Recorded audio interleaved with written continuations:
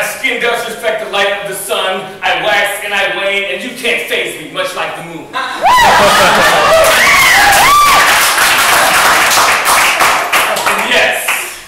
Yes. I also rub my legs together like this when I want to create a sound to attract a mate. And naturally, just confusing me for sure. I wonder if that's the dirtiest joke I can tell. Kids in the front seat and like no shades in the back. I can't work two blues. You know what I mean? I've been like a nice North Carolina like sky blue so far. Via email with the ideal request to be part of this show. Michael, I want to tell a B. Arthur joke. Leo Controversy and his B. Arthur joke. It's actually not a B. Arthur joke. It's a story that B. Arthur tells. It's actually started by a very famous female impersonator by the name of Charles Pierce. And at the end of his life, he knew he was dying, so he planned his own memorial. And in doing this, he wrote this story, and he asked B. Arthur, hey, could you please tell the story at my memorial? Which she did. She subsequently told this in her one-woman show, B. Arthur on Broadway, that actually toured, and I'd like to share it with you now. John invited his mother to dinner, and when she got there, she couldn't help but notice how handsome John's roommate was. Now, she had long been questioning John's sexuality, and throughout the course of the evening, was beginning to wonder if there was a little something more to their relationship than met the eye. Well, John, sensing what his mother was thinking, said, Mom, look, I know what you're thinking. Michael and I are just roommates. Well, they had a nice dinner and she left. And about a week later, Michael went to John and said, John, I can't seem to find that silver gravy ladle that we used when your mom came to visit. You don't suppose she took it, do you? And he said, well, I doubt it, but I'll send her an email. I'll send her an email and ask her. Well, he sits down and writes an email and says, Dear Mom, I'm not saying you did take a gravy ladle, and I'm not saying you did not take a gravy ladle. But the fact remains, one has been missing ever since you came to visit. Love, John.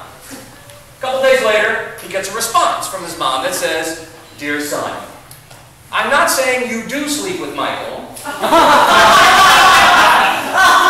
I am not saying you do not sleep with Michael.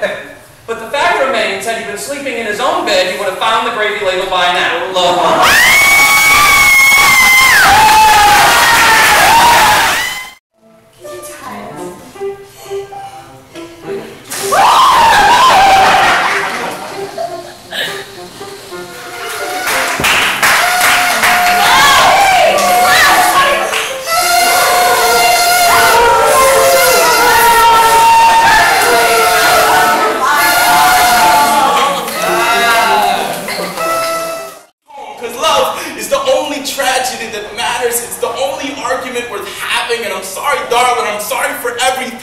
We used to come together like a wound healing. And now I pretend I don't have feelings. When I think of how many Saturdays have passed away with a last kiss scattered in the ashtray, it's a sad day when happiness is a warm fridge and a trash can full of maggots. Neither of us planned on this hurricane happening. It's not your fault. You didn't do anything wrong. It's nobody's fault. Love worth its salt will burn when it dissolves.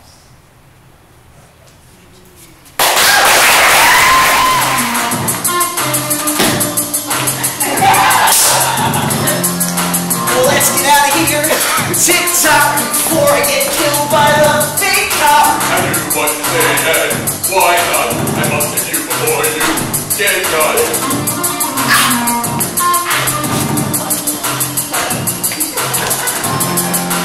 Gotta get my mom and go quick, cause T-1000 is a sneaky prick. I knew what to say and why not? It's all about avoiding this robot.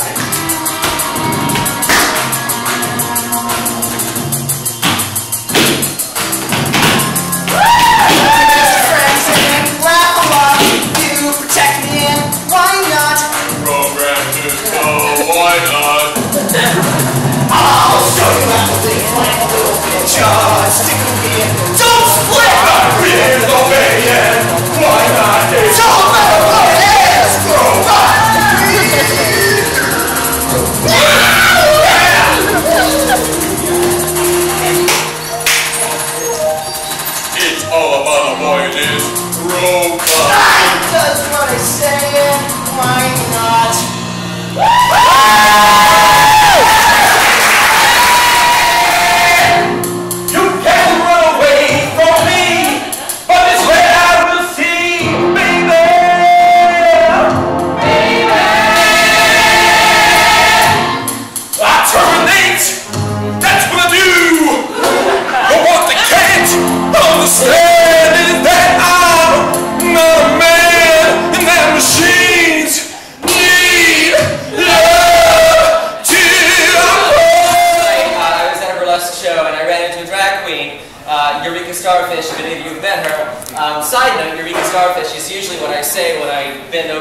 my waxer did a good enough job. Oh, Eureka, starfish. Thanks, Tracy. Here's the 20.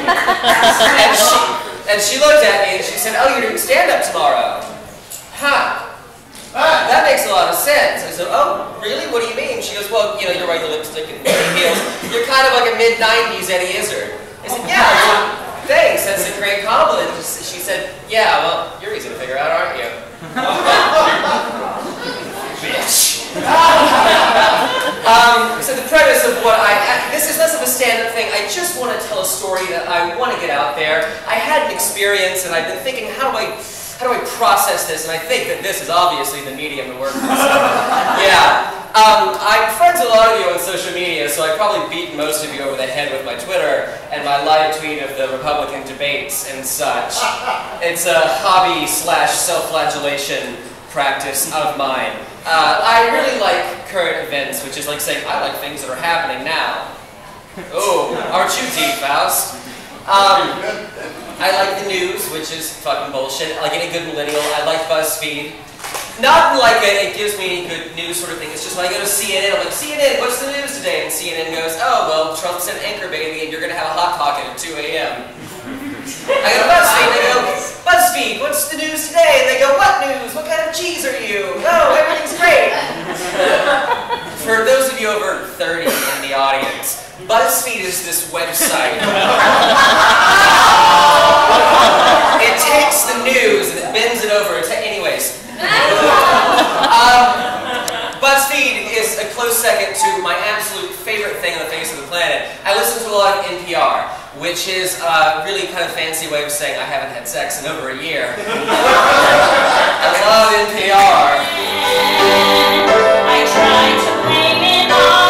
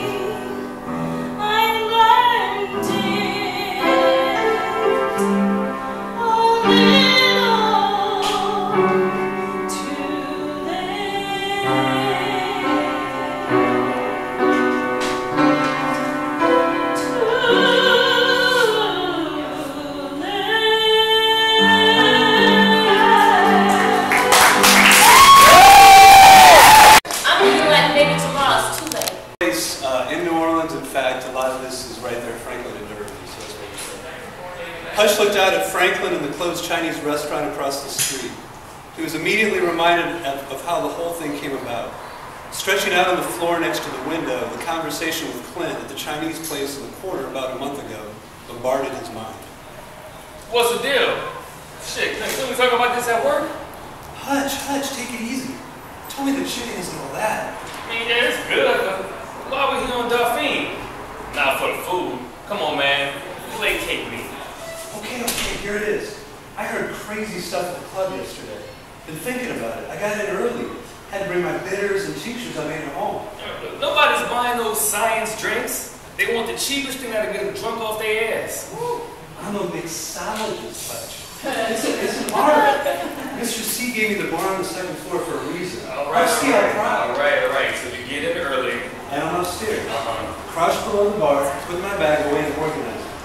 Mr. C comes in on the phone. I'm about to stand up, but I hear what he's saying. The boss was given a new safe combination, and Mr. C repeated back to him. Turns out they change it every few months. Come on, man, don't talk stupid. No, wait. Listen to this. You got your game face on? That's what I want to hear. Hutch, you definitely want to hear this. Our safe, the safe in Club ABV, is where they keep the skims from all four of the clubs Los Angeles on Bourbon. It's a mix of video poker and the skims from the house. It's all the other. No, I don't care. Hutch, they keep Come on, I'm good. $1 million in the safe. Whoa. You serious?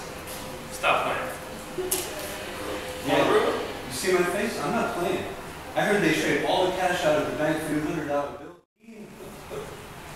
Black, don't you feel like you should me how I should be. Oh, I forgot. White is always right, huh? That's not fair. Oh, you got that right. It's not fair, but we living in. Matter of fact, white means right, and black means run, baby, run before they get your ass. Enough of this nonsense. Don't look hurt, Clint. I ain't mad at you. It's on. Whatever you want to call it, this hit, heist, caper, robbery, ripoff, it's on. Thank you. Thank you.